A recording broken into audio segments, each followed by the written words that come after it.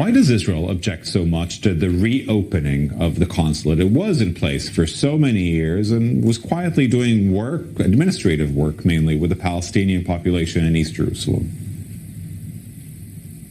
I think that's exactly right, that they're trying to turn the clock back several years to when the consulate did exist, and that was when the United States did not recognize Jerusalem as Israel's capital.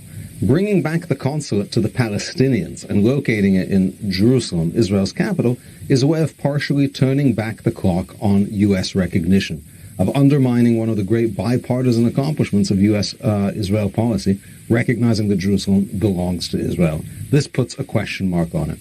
Can't there be both a recognition of Jerusalem as the capital of Israel? The Biden administration is not talking about removing the embassy from Jerusalem and returning it to Tel Aviv, and meanwhile also opening the consulate. Can both exist at the same time?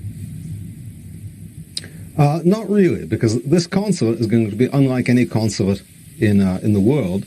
Usually a consulate, the consul general reports to the ambassador, because the ambassador is the head diplomat in the country.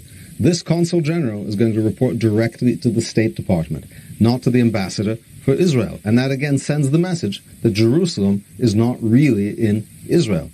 And this is why the Palestinian Prime Minister very recently said, this isn't just a consulate, this is the seed of an embassy to the state of Palestine. This is the beginning of dividing Jerusalem. That's what the Palestinian Prime Minister says.